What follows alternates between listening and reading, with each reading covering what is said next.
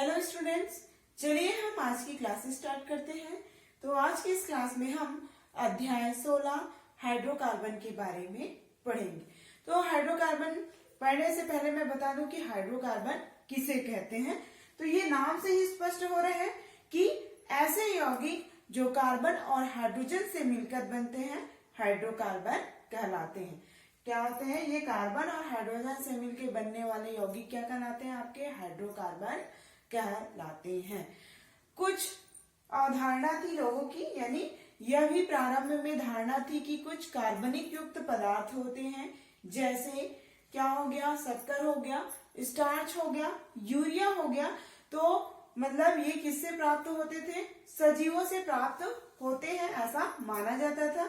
मतलब ये प्रारंभ की धारणा थी कि कुछ कार्बनिक युक्त पदार्थ होते हैं, जैसे स्टार्च हो गया, शक्कर हो गया, यूरिया हो गया, ये सभी हमें सजीवों से प्राप्त होते हैं, ऐसा माना जाता था।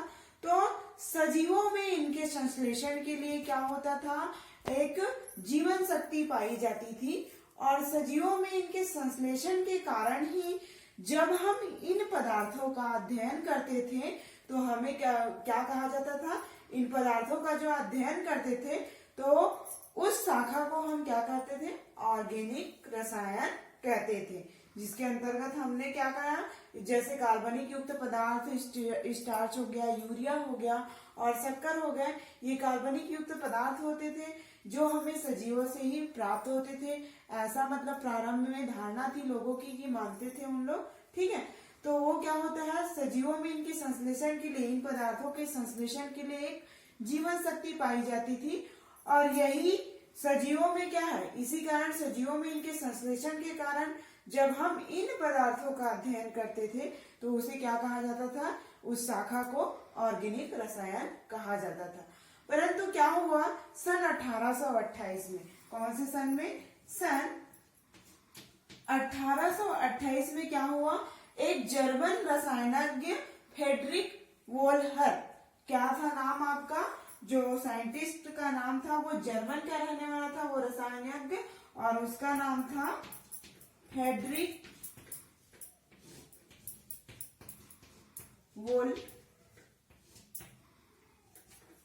वोहलर। क्या था आपका नाम उसका? वोहलर। ये जर्मन रसायनज्ञ थे। इन्होंने क्या किया? सन 1828 में क्या हुआ? अकार्बनिक पदार्थ, यानी अकार्बनिक पदार्थ अमोनियम साइनेट को कार्बनिक पदार्थ के रूप में, कार्बनिक यौगिक यूरिया को प्रयोगशाला में सर्वप्रथम उनका संश्लेषण किया। इसका यूरिया हमारे यूरिन में क्या है? यूरिन में एक प्रकार से उपस्थित पदार्थ होता है, जिनका इन्होंने प्रयोगशाला में संश्लेषण किया, और यह बताया कि इन पदार्थों के संश्लेषण के लिए, मतलब इन पदार्थों के निर्माण के लिए क्या होता है? जीवन शक्ति की आवश्यकता नहीं। तो एक बार और मैं रिपीट कर देती हूँ कि जो जर्मन रसायनज्ञ थे फ्रेडरिक वोहलर ने क्या किया? अकार्बनिक पदार्थ से कार्बनिक पदार्थ यूरिया का प्रयोगशाला में संश्लेषण कर यह बताया कि इन पदार्थों के निर्माण के लिए जीवन शक्ति की आवश्यकता नहीं होती। इस प्रकार इन्होंने क्या किया? सर्वप्रथम कार्बनिक यौगिक को किसमें? कार्बनिक पदार्थ यूरिया का संश्लेषण अकार्बनिक पदार्थ अमोनियम साइनाइड से किया गया, और इस प्रकार ये जो जर्मन वैज्ञानिक हैं फ्रेडरिक, ये जर्मन रसायनज्ञ जो है फ्रेडरिक वोहलर, इन्हें क्या होता है? सर्वप्रथम अकार्बनिक पदार्थों को कार्बनिक यौगिक में संश्लेषण करने के लिए इसको जाना जाता है। यूरिया का इन्होंने सर्वप्रथम संश्लेषण किया। तो ये सर्वप्रथम क्या होता है? ये जो वैज्ञानिक है वो सर्वप्रथम अकार्बनिक पदार्थ को कार्बनिक पदार्थ यूरिया में इनका संश्लेषण प्रयोगशाला में किया, तो ये इसके नाम से जाने जाते हैं। ये हो गया इसकी कुछ धारणाएं जो थी। अब आगे चलते हैं कि कार्बनिक रसायन किसे कहते हैं। क्या कहते हैं? कार्बनिक रसायन किसे कहते हैं? तो कार्बनिक रसायन ऐसा रसायन है जिनमें हम कार्बन से बने यौगिकों का अध्ययन करते हैं, और कार्बन परमाणु आपस में जुड़कर बहुत अधिक क्या है? मतलब बहुत अधिक यौगिक बनाने की क्षमता रखते हैं, जिसे हम क्या कहते हैं? श्रृंखलन भी कहते हैं। यानी कार्बन परमाणु जो है वो आपस में जुड़कर यौगिक, बहुत अधिक यौगिक बनाने की क्षमता रखते हैं, जिसे हम क्या कहते हैं, श्रृंखलन कहते हैं। आप देखोगे तो प्रकृति में बहुत अधिक मात्रा में क्या है, कार्बनिक पदार्थ पाए जाते हैं, कार्बनिक यौगिक पाए जाते हैं। इनमें से 96% लगभग, कितना, लगभग 96% जो है वो कार्बनिक यौगिक होते हैं। अब आते हैं हम आगे की हाइड्रोकार्बन किसे कहते हैं, एक बार और बता देती हूँ। तो ऐसे यौगिक जो क्या है, कार्बन और हाइड्रोजन से मिलकर बने होते हैं, वो क्या कहलाते हैं, हाइड्रोकार्बन कहलाते हैं। हाइड्रोकार्बन में यदि कार्बन परमाणुओं की संयोजकताएं होंगी, वो चारों संयोजकताएं अगर एकल बंध से जुड़े होगी तो वो क्या कहलाएगा, आपका एल्केन कहलाएगा, और उसे हम क्या कहेंगे, संतृप्त हाइड्रोजन कहलाता है। जो एकल बंध होगा वो संतृप्त हाइड्रोजन कहलाएगा, और जो द्विबंध या त्रिबंध होंगे तो वो क्या कहलाएंगे, जिनकी संयोजकताएं द्विबंध और त्रिबंध से संतुष्ट होगी वो क्या कहलाएंगी, असंतृप्त हाइड्रोकार्बन कहलाएंगी, या फिर उसे हम एल्कीन या एल्काइन भी कहते हैं। कुछ एग्जाम्पल के माध्यम से मैं आप लोग को बता देती हूँ। सबसे पहले एल्केन को देखते हैं। तो एल्केन, यहाँ पर एल्केन की बात करते हैं। तो एल्केन का जो सूत्र है, सामान्य सूत्र, वो क्या है, CnH2n+2। ये आपका एल्केन का सामान्य सूत्र है, जहां पर ये क्या होता है, आपका N जो है वो कार्बन परमाणुओं की संख्या को दर्शाता है। तो एल्केन का उदाहरण हम ले लेते हैं। यहाँ पर एल्केन के बारे में हम ज्यादा नहीं जानेंगे, ये नाम आया तो एल्केन किसे कहते हैं और इनकी संयोजकताएं कैसे कार्बन से ये सिंगल बॉन्ड में जुड़े होते हैं, उसके बारे में जानना जरूरी है। तो हम एक एग्जांपल ले लेते हैं, किसका, मेथेन का, जिसका सूत्र होता है CH4। क्या होता है मेथेन का सूत्र, CH4 होता है। अगर हम इसकी संरचना की बात करें तो कार्बन कितना है, 1, और हाइड्रोजन कितना है, 4। तो ये देखोगे, ये कार्बन की जो संयोजकता है, चारों संयोजकताएं वो क्या है, आपकी जो कार्बन है वो हाइड्रोजन परमाणुओं से क्या है, चारों हाइड्रोजन परमाणु सिंगल बॉन्ड से, एकल बॉन्ड से जुड़े हुए हैं। तो यही क्या कहलाएंगे, आपके एल्केन कहेंगे। जो उदाहरण के रूप में मैंने मेथेन को लिया है, तो ये आपके कार्बन जो परमाणु है हाइड्रोजन से सिंगल बॉन्ड द्वारा जुड़े हुए हैं, तो ये आपका एल्केन कहलाएगा, और ये संतृप्त हाइड्रोकार्बन भी कहलाएंगे। और दूसरे प्रकार से हम पढ़ते हैं द्विबंध वाले में। तो द्विबंध का उदाहरण हम ले लेते हैं, किसका, एथीन का ले लेते हैं। द्विबंध यानी कार्बन परमाणुओं के बीच द्विबंध पाया जाएगा, तो आपका इसका उदाहरण क्या है। अच्छा, ये तो हो गया एल्केन का। अब दूसरा नाम, क्या नाम ले लेते हैं आपका, दूसरा क्या हो गया आपका, एल्कीन। ठीक है, दूसरा क्या है, एल्कीन। तो एल्कीन का सूत्र आप देखेंगे तो क्या होगा, एल्कीन का सूत्र CnH2n। ये आपका क्या है, एल्कीन का सूत्र है। और एल्कीन में हम एग्जांपल लेंगे आपका C2H4, जो किसका उदाहरण है, एथाइन का। ठीक है, तो आप देखेंगे कार्बन हमारे पास 2 है, ये आपके पास 2 कार्बन है, दोनों के बीच डबल बॉन्ड होंगे, और आपका हाइड्रोजन क्या हो जाएगा, एक हाइड्रोजन इधर, एक हाइड्रोजन इधर, ये हाइड्रोजन और एक हाइड्रोजन इधर। तो इस तरीके से आप देख रहे हो कि कार्बन कार्बन के बीच क्या है, डबल बॉन्ड है, यानी ये द्विबंध वाले हैं, तो इसे हम एल्कीन कहेंगे। एल्कीन का ये सामान्य सूत्र होता है, और ये उदाहरण के रूप में हमने एथाइन को लिया है। एग्जाम्पल के रूप में मैं यहाँ पर बता रही हूँ कि द्विबंध किसे कहेंगे, त्रिबंध किसे कहेंगे, या एकल बंध। तो ये आपका द्विबंध का उदाहरण है। उसी प्रकार हम त्रिबंध देंगे, तो त्रिबंध में क्या आएगा, आपका एल्काइन का आएगा। किसका, एल्काइन। एल्काइन में देखेंगे तो एल्काइन का जो सामान्य सूत्र है वो क्या होगा आपका, CnH2n-2। ठीक है, क्या होगा, CnH2n-2। यहाँ पर n भी कार्बन परमाणुओं की संख्या है। आप लोग फॉर्मूले में तो ध्यान रखोगे तो कुछ ज्यादा कठिन नहीं है। एल्केन का CnH2n+2 है, फिर आपका एल्कीन में क्या हो गया, ये दोनों आ गया। ठीक है, CnH2n। उसके बाद एल्काइन में क्या आ गया, प्लस की जगह क्या हो गया, माइनस हो गया, ज्यादा कुछ नहीं है। तो एल्काइन का हम उदाहरण लेंगे, किसका, C2H2 यानी एथाइन का। तो यहाँ पर देखेंगे कार्बन कितने हैं, 2 हैं कार्बन, इनके बीच क्या होगा, ट्रिपल बॉन्ड, और हाइड्रोजन कितने हैं, 2 हाइड्रोजन है, तो एक हाइड्रोजन यहाँ आ जाएगा और एक हाइड्रोजन क्या हो जाएगा, इस तरीके। तो इस प्रकार हम जो क्या बोल रहे थे, यहाँ पर आए थे कि संतृप्त हाइड्रोकार्बन किसे कहते हैं या असंतृप्त हाइड्रोकार्बन किसे कहते हैं। तो कार्बन परमाणु की जो चारों संयोजकता एकल बंध द्वारा जुड़ी होंगी तो वो क्या होंगी, आपका संतृप्त हाइड्रोकार्बन कहलाएंगे, यानी एल्केन। तो मैंने उदाहरण के रूप में मेथेन को बताया है यहाँ पर। और उसी प्रकार जो द्विबंध और त्रिबंध होंगे वो असंतृप्त हाइड्रोकार्बन होंगे, यानी एल्कीन और एल्काइल। तो एल्कीन में मैंने डबल बॉन्ड का उदाहरण दिया है, किसका, आपका एथाइन का। उसके बाद एल्काइन में किसका दिया है, एल्काइन में एथाइन का, और इसमें एल्कीन में क्या होगा, एथीन का एग्जाम्पल दिया है। और यहाँ पर देख रहे हो कि ये कार्बन है, इनके बीच क्या है, डबल बॉन्ड है, ये ट्रिपल बॉन्ड है, तो ये दोनों ही असंतृप्त हाइड्रोकार्बन।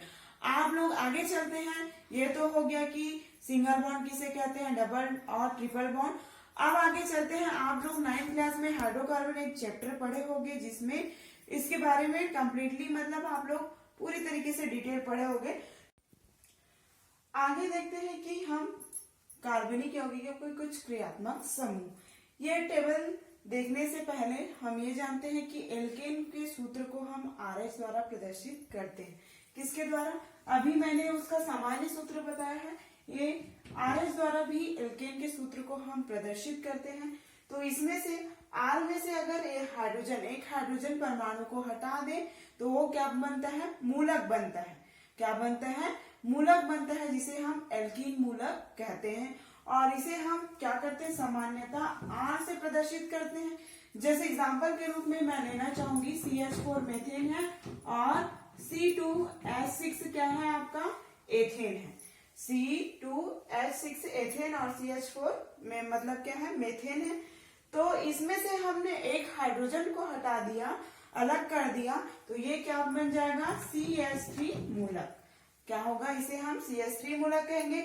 उसी प्रकार उसमें से हमने एक हाइड्रोजन को हटा दिया तो क्या होगा, इस तरीके से C2H5 ये एथीन मूलक प्राप्त हो गया।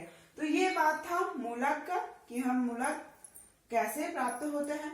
अब आगे देखते हैं क्रियात्मक समूह की बात हो रही है। यहाँ पर क्रियात्मक कार्बनिक यौगिकों के कुछ क्रियात्मक समूह के बारे में बात हो रही है। तो सबसे पहले देखेंगे कि क्रियात्मक समूह किसे कहते हैं। तो देखते हैं कि परमाणु अथवा परमाणुओं का वह समूह जो एल्कीन मूलक के साथ जुड़कर उस पदार्थ की विशिष्ट व्यवहार को दर्शाता है, तो वो क्या कहलाता है, कार्बनिक, और उनके कार्बनिक रासायनिक यौगिकों के गुणों को भी दर्शाता है। तो ये क्या कहलाएगा, आपका क्रियात्मक समूह यानी फंक्शनल ग्रुप कहलाता है। यहाँ पर क्रियात्मक समूह के कुछ उदाहरण दिए हुए हैं। तो यहाँ पर देखेंगे कि सबसे पहले एल्डिहाइड है। एल्डिहाइड आपका क्रियात्मक समूह है, तो इसका सूत्र क्या होगा, इस तरीके से इसका सूत्र होगा। उसके बाद कीटोन है का क्रियात्मक समूह का सूत्र, यानी कीटोन आपका एक क्रियात्मक समूह है जिसका सूत्र होगा इस तरीके से, ठीक है। उसके बाद कार्बोक्सिलिक अम्ल का इस तरीके से ये इसका सूत्र है। तो ये आपके कार्बनिक यौगिकों के क्रियात्मक समूह हैं। और हम क्रियात्मक समूह किसे कहते हैं, एक बार और देख लेते हैं। परमाणु अथवा परमाणुओं का वह समूह जो किसी एल्कीन मूलक के साथ जुड़कर उस पदार्थ के विशिष्ट व्यवहार और उस कार्बनिक यौगिक के रासायनिक गुणों को निर्धारित करता है, तो वही क्या कहलाता है, आपका क्रियात्मक समूह कहलाता है। और ये कुछ उदाहरण है क्रियात्मक समूह के और उसके सूत्र हैं, ठीक है। अब आगे चलते हैं कि हम अल्कोहल के बारे में पढ़ेंगे कि अल्कोहल किसे कहते हैं, उसकी बनाने की विधि किस तरीके से वो बनाया जाता है, उसके बारे में हम अध्ययन करेंगे। अब हमारा जो अगला टॉपिक है वो क्या है, अल्कोहल। तो देखते हैं कि अल्कोहल किसे कहते हैं। संतृप्त हाइड्रोकार्बन में एक या एक से अधिक हाइड्रोजन परमाणुओं को हाइड्रोक्सिल समूह से विस्थापित यानी प्रतिस्थापित करने पर बने यौगिक क्या कहलाते हैं, अल्कोहल कहलाते हैं। यानी एक बार और देख लीजिए परिभाषा की, संतृप्त हाइड्रोकार्बन में एक या एक से अधिक हाइड्रोजन परमाणुओं को हाइड्रोक्सिल समूह से प्रतिस्थापित करने पर जो यौगिक होते हैं वो क्या कहलाते हैं, अल्कोहल कहलाते हैं। यानी प्राप्त होने वाले यौगिक क्या कहलाते हैं, अल्कोहल कहलाते हैं।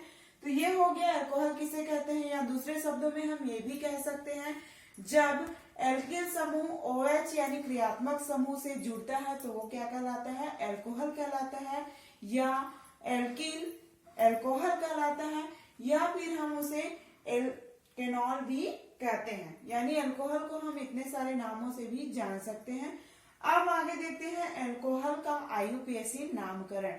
तो हम अल्कोहल के IUPAC नामकरण में देखेंगे तो हम यहाँ पर देखेंगे कि जो जनक हाइड्रोकार्बन होंगे उसमें प्रत्यय के रूप में यानी सफिक्स के रूप में ई लगा होता है। जैसे प्रत्यय में क्या होता है, शब्दों के मतलब पीछे लगकर नया शब्द बनता है तो वो क्या कहलाता है, प्रत्यय कहलाता है, और उपसर्ग में शब्द से पहले।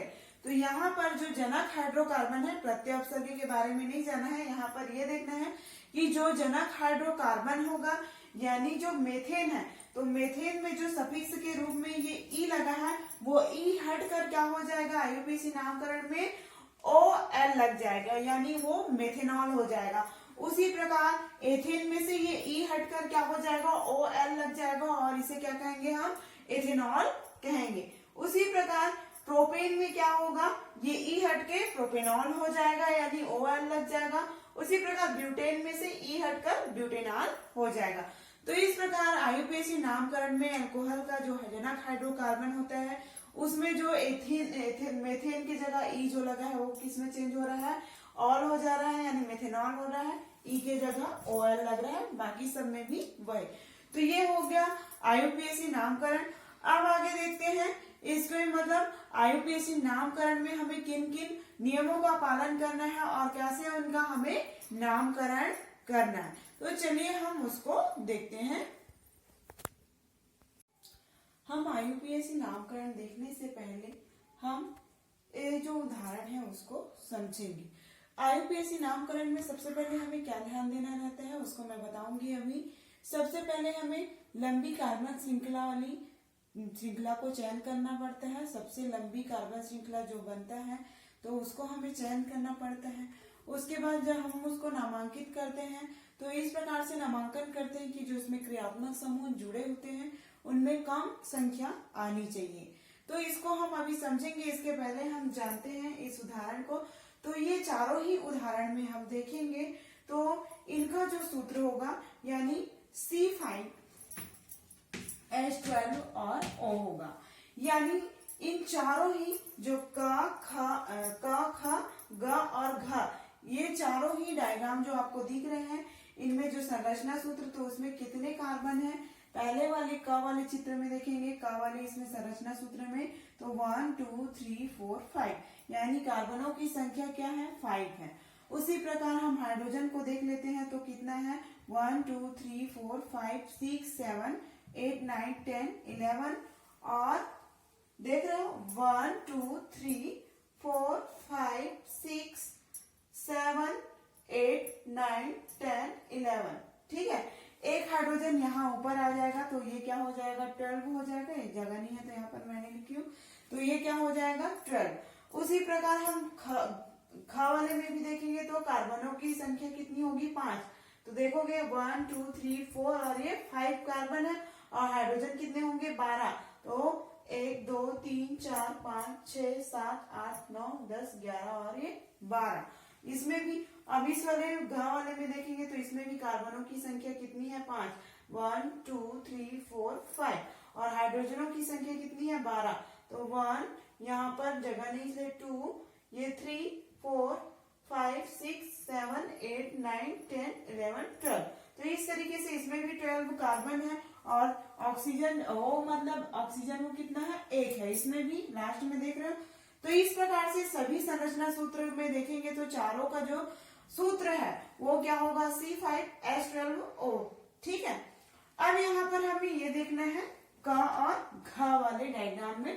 तो इसमें हम देखेंगे कि यहाँ पर जो कार्बन है और हाइड्रोजन है दोनों की जो इसी प्रकार हमने सभी सूत्र में देखा कि कार्बनों की संख्या 5 है और संरचना सूत्र में, और हाइड्रोजन की संख्या कितनी है 12 है और ऑक्सीजन कितना 1 है। तो हमें इन यहाँ पर IUPAC नामकरण के पहले हमें देखना है ये दोनों ही संरचना सूत्र में देखेंगे तो यहाँ पर कार्बनों की संख्या 5 है, यहाँ पर भी 5 है, लेकिन हाइड्रोजनों की संख्या भी 12 है दोनों में, लेकिन जो कार्बन परमाणुओं के साथ जो हाइड्रोक्सिल मतलब क्या है, क्रियात्मक समूह जो जुड़ रहे हैं, जो क्रियात्मक समूह जुड़ रहे हैं उनकी जो स्थिति है वो क्या है, भिन्न है। यहाँ पर देखोगे तो ये दूसरे नंबर पर ये क्रियात्मक समूह जुड़ा हुआ है, और यहाँ पर कार्बन तीसरे कार्बन से क्या है, क्रियात्मक समूह जुड़ा हुआ है। तो क्या होगा, ऐसे यौगिक जिनके क्या है, अणुसूत्र तो समान है, लेकिन कार्बन परमाणुओं से जो क्रियात्मक समूह जुड़ने की स्थिति है वो क्या होगी, भिन्न भिन्न है। तो इसे हम क्या कहेंगे, स्थिति समवायता कहते हैं। क्या कहेंगे, स्थिति समवायता। इसमें कार्बन और हाइड्रोजन की संख्या समान है, लेकिन जो कार्बन परमाणुओं के साथ, अब का वाले चित्र में देखेंगे, कार्बन परमाणुओं के साथ जो क्रियात्मक समूह जुड़ने की स्थिति अलग है, यानी ये दूसरे कार्बन से क्रियात्मक समूह जुड़ा हुआ है। और ग वाले चित्र में देखेंगे, यानी संरचना सूत्र में देखेंगे, तो यहाँ पर जो कार्बन परमाणुओं के साथ जो क्या है, क्रियात्मक समूह जुड़ा हुआ है वो तीसरे कार्बन से जुड़ा है।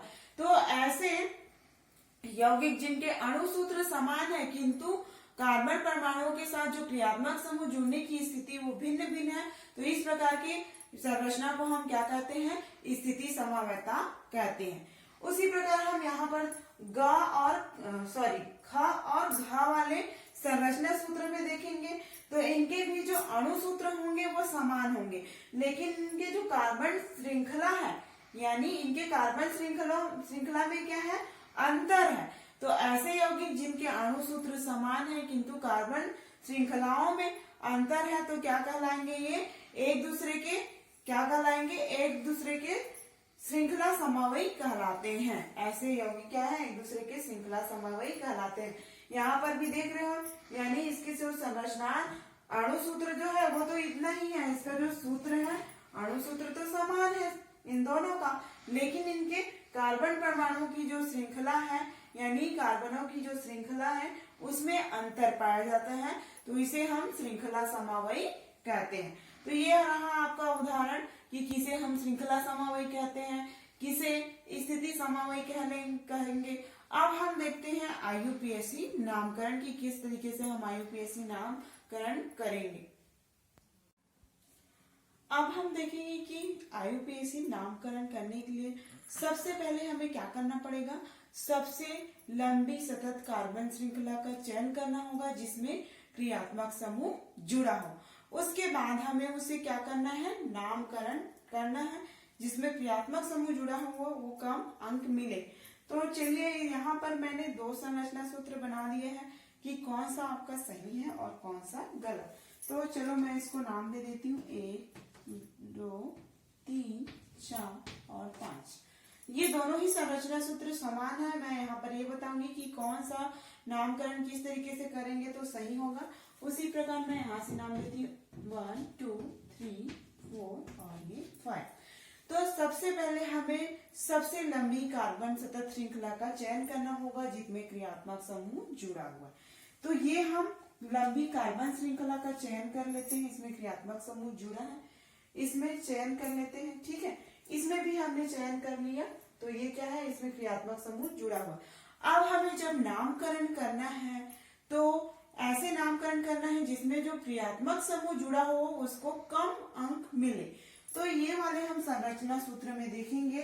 तो हमने मान लो जो यहाँ से इसका नामकरण किया है तो 1, 2, 3, 4, 5।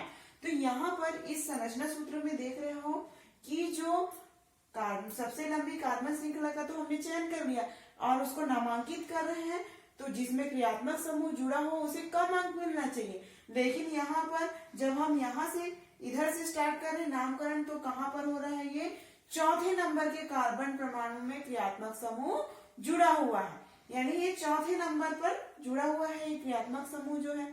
लेकिन हमने अगर इसको यहाँ से नामकरण किया है इसका 1, 2 तो 3, 4, 5, तो यहाँ पर जो क्रियात्मक समूह है वो कौन से नंबर पर जुड़ा हुआ है, दूसरे नंबर के कार्बन से जुड़ा हुआ है ये क्रियात्मक समूह OH। तो ये क्रियात्मक समूह आप देख रहे हो एल्कोहलिक के क्रियात्मक समूह है, तो ये दूसरे नंबर पर है। तो सही कौन सा होगा, हमें क्या है, लंबी कार्बन श्रृंखला का चयन करना है, साथ में ये भी देखना है कि जिस कार्बन परमाणु में क्रियात्मक समूह जुड़ा हुआ है उनकी संख्या क्या होनी चाहिए, कम होनी चाहिए, जिसमें हम श्रृंखला का चयन करेंगे और वो क्रियात्मक समूह हो, उसमें जो नंबर है, अंक है, वो कम होनी चाहिए।